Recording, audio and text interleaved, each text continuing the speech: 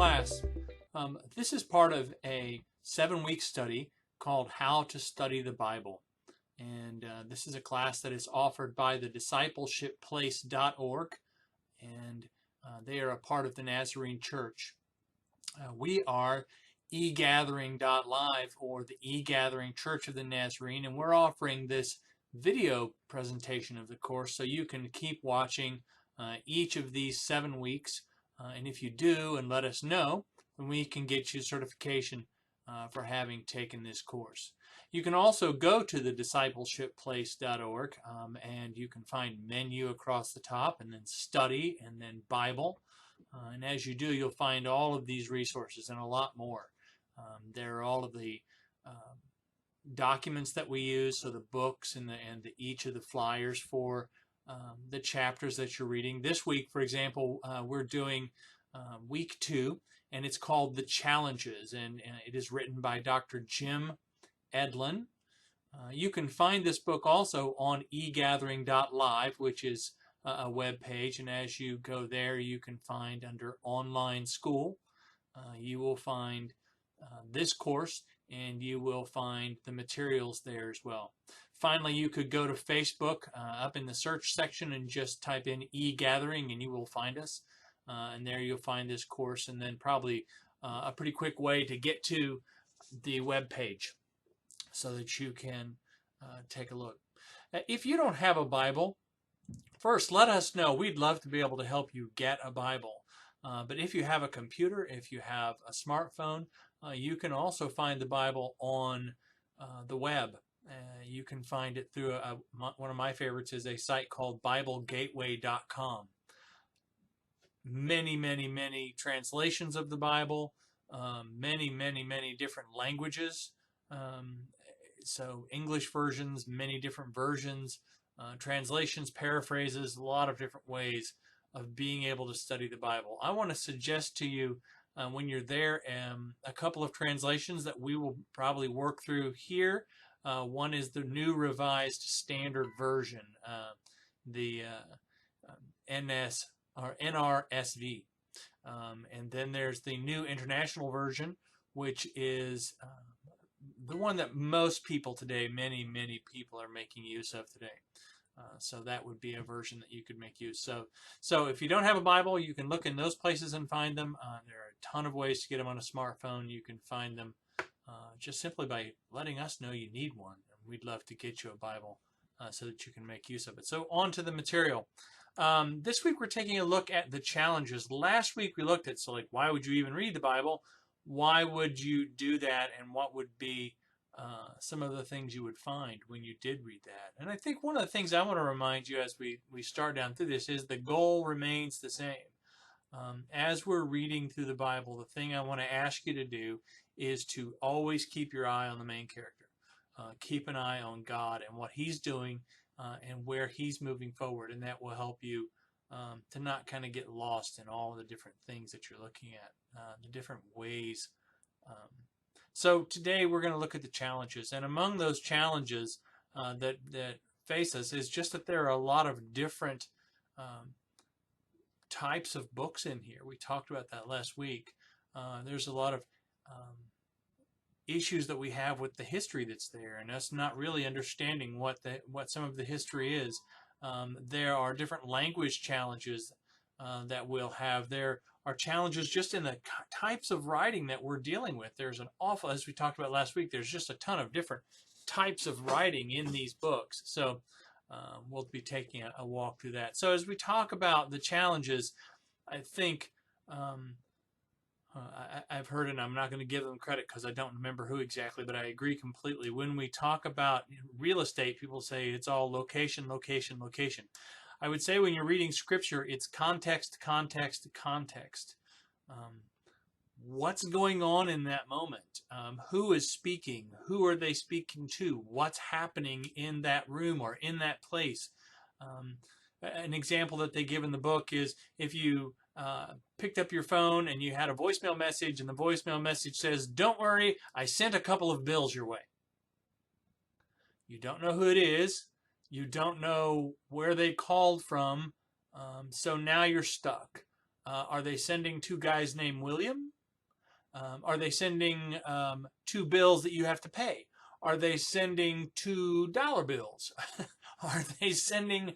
Are they being silly? Maybe it's just a friend of yours that and they're just being silly. Don't worry about it. I'm going to send you a couple of bills that you have to pay.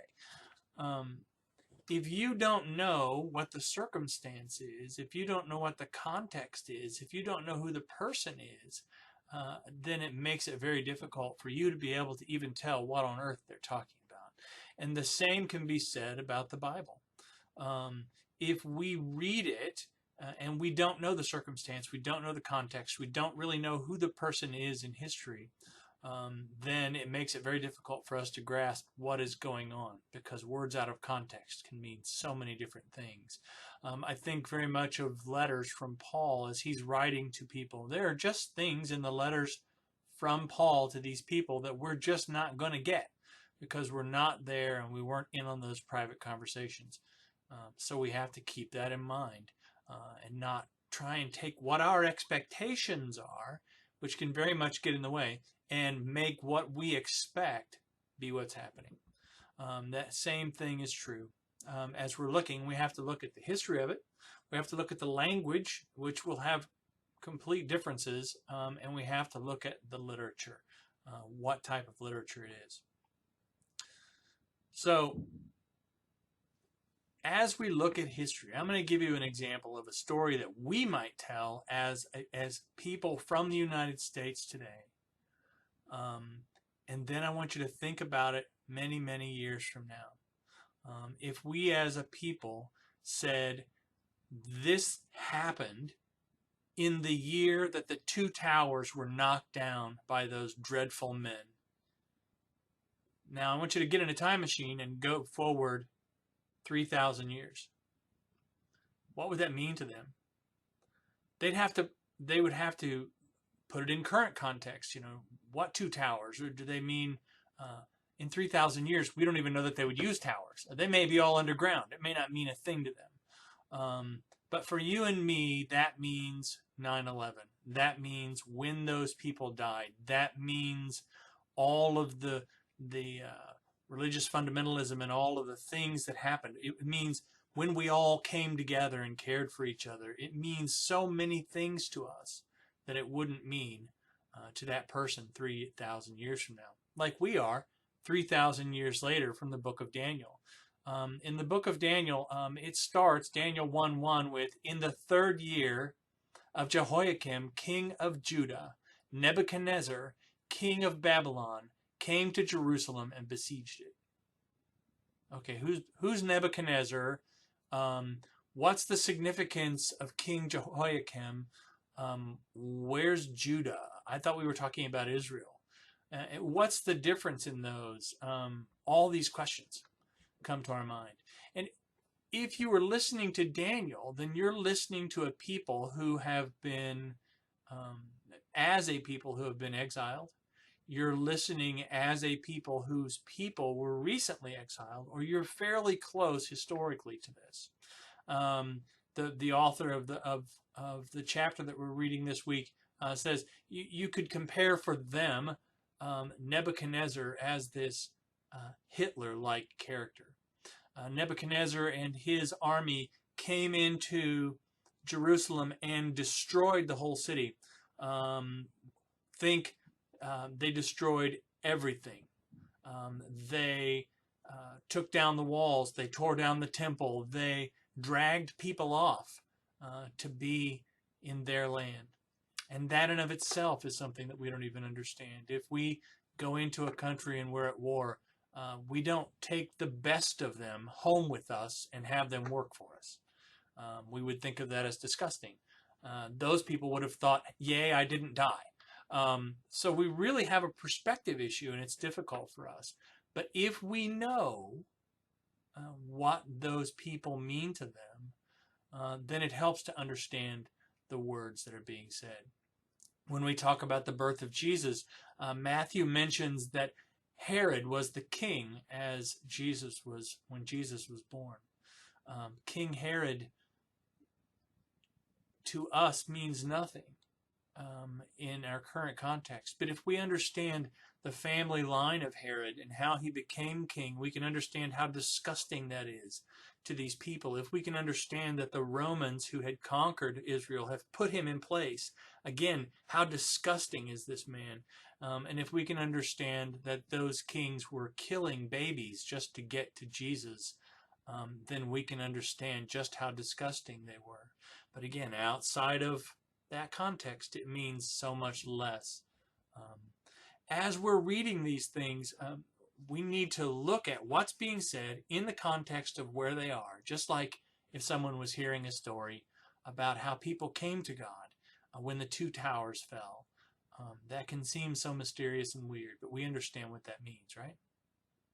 So the other thing that we have to contend with is the fact that there is this language barrier. When you think of the Bible, you think you go and you pick up the Bible and you can read it. And when you say language barrier, do you mean the King James Bible? Because I have a real hard time reading that and understanding it because it's in Old English and that makes it tough.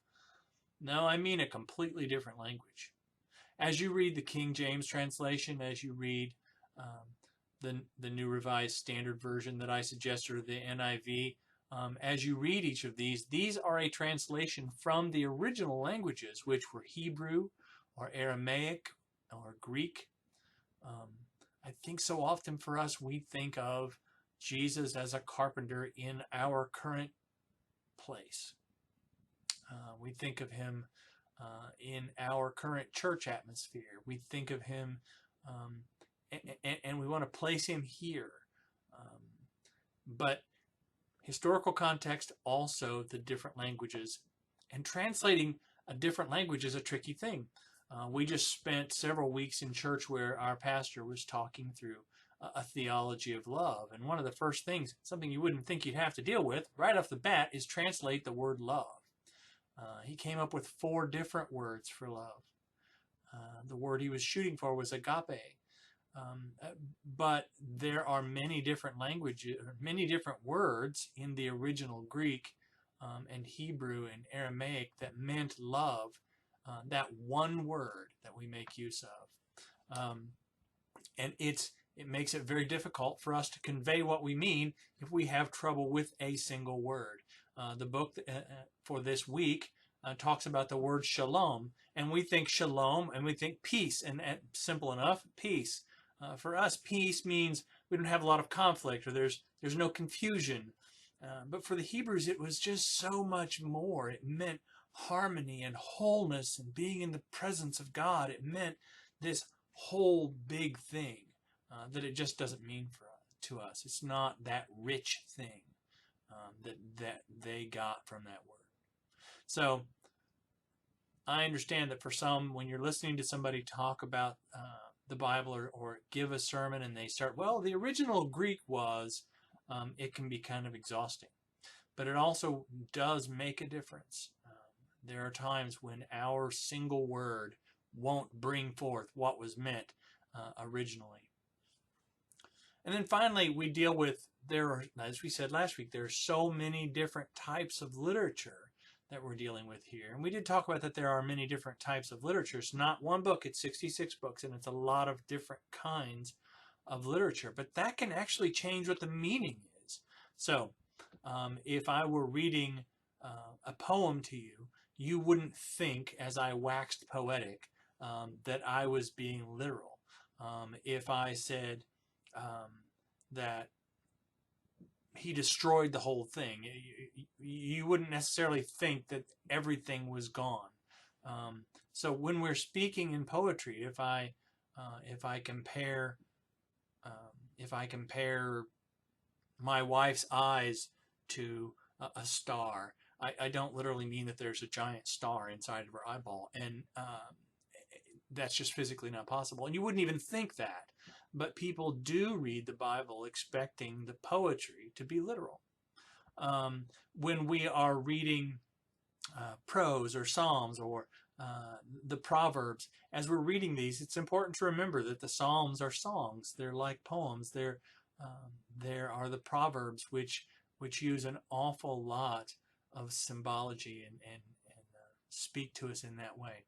The idea is to get a point across, not to be literal. Um, the the Bible also includes a lot of records about how they did things. As you go through and read, and Genesis, Exodus, and you start to get to Leviticus and Numbers and Deuteronomy and Chronicles, there are going to be specific things that to you in modern context don't mean anything. Um, how many, if this sin is committed, then these things must be done, or this, a cow of a certain type must be sacrificed, and they go through very specific things, down to if you find mold, how to remediate the mold. Um, and so, not necessarily something that you go and pick up to meditate on today, but as you're reading it, again, keeping your eye on God, keeping your eye on the main character, you get things from it. You can understand within the context of the type of literature that you're dealing with. Finally, there's a type of literature called apocalyptic literature. Daniel, for example, or the Revelation. These people are dealing with these surreal images, these wild scenes where there are dragons and ladies and pits and abysses, and there are horsemen and swords and men who glow. And when we're talking about those, you need to grasp the context of where they are. So as you're reading, as we take a look at what we're reading, we need to keep in mind the type of literature, the language, the history, and put it all into context, context, context. I think finally, as we talk about all of those, the other thing that we bring to the book that maybe we should reconsider are our presuppositions, the things that we think before we even read it. You may have heard grandmas and grandpas, or a guy on the radio, or even the pastor speak about something, and now you've gone in with that expectation. It's like going into a movie with an idea that a character is the bad guy, or with an idea that the reason that these things are happening, or this or that. It taints the way you look at it, and it changes your perspective on that. What I would ask is, again, as you're reading it, read it for you. The first time as you go through, read it for you, and gather what you get. Look up things like the history. Check the type of literature that it is. Check into these words. Get a good concordance. Get good commentaries. There's tons of them around. And start taking things apart to understand context, context, context. Okay. One of the things that they tell us to watch for in the literature for the class is who you are, and the things that you've been through may actually cause you to have trouble with the Bible and reading it and understanding some things. Give you an example. If your father was very, very hard on you, if your father beat you or abused you in some way, it could be really hard for you to look at the Bible and grasp the idea of Father God.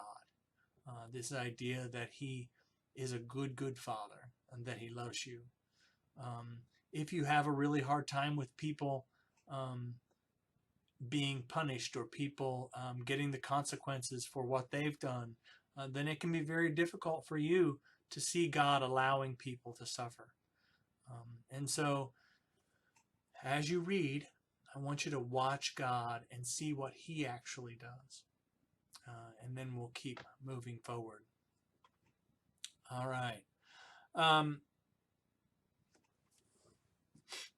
As you read, allow God to guide you.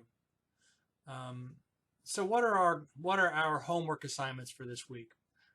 What I'm going to ask you to do to give you some perspective on what I mean of history mattering as you read the Bible is I want you to take a look at Matthew 2, 1 through 12. And you may have heard them called the wise men. You may have heard them called the Magi. You may have heard them called We Three Kings in the song that we sing at Christmas time. But as you read that story, I want you to put away all of the nativity scenes that you've ever seen. Put away your presuppositions. and I want you to read the story cleanly from the page. Then I would like you to take a look back and start looking for what these magi were. Who were they? Where did they come from? Why would they have followed a star? What was the significance of that? And then finally, isn't it interesting that God found them where they were, looking at a star? I find it amazing that he found these men. Take away what you've heard and then read it.